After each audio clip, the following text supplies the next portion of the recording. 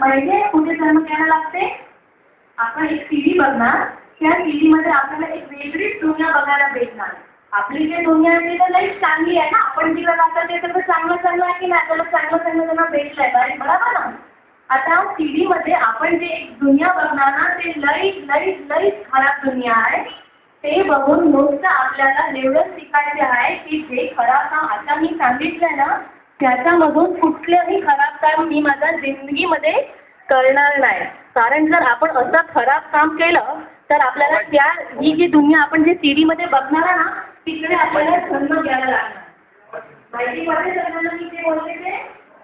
कुठले पण खराब काम या भाऊमध्ये केलं, या जगात केलं ना, तर आपल्याला नंतर जेव्हा आपलं आयुष्य पूर्ण होणार आणि आपण जेव्हा मरून जाणार ना, तेव्हा आपल्याला या दुनियामध्ये जन्म घ्यायला लागणार.